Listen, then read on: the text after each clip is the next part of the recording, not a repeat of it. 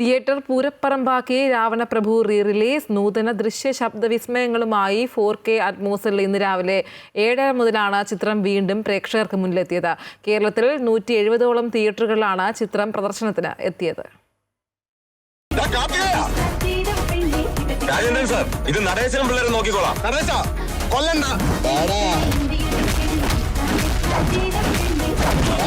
മംഗലശ്ശേരി നീലകണ്ഠനെയും കാർത്തികേയനെയും വീണ്ടും ബിഗ് സ്ക്രീനിൽ കാണാൻ യുവതലമുറയുടെ ഒഴുക്കായിരുന്നു ഓരോ തിയേറ്ററിലും ഉണ്ടായിരുന്നത്.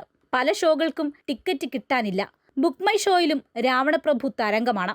ചിത്രത്തിലെ ഗാനങ്ങൾ തിയേറ്ററിലുണ്ടാക്കുന്നതോ ഒരു ഒന്നൊന്നര ഓളം.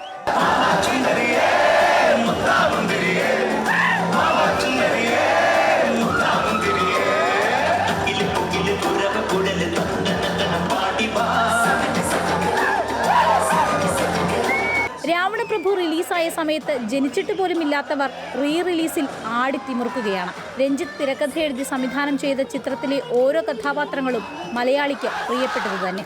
ഇന്നസെന്റ്, NF വർഗീസ്, TP മാധവൻ അടക്കമുള്ളവർ ഇന്നില്ലെങ്കിലും പുതുതലമുറയ്ക്ക് തിരശീലയിൽ അവർ പുതിയ അനുഭവങ്ങളാവുകയാണ്.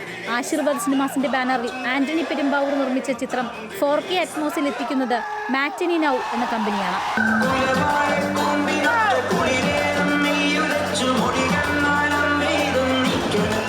അമൃത ന്യൂസ്, കൊച്ചി.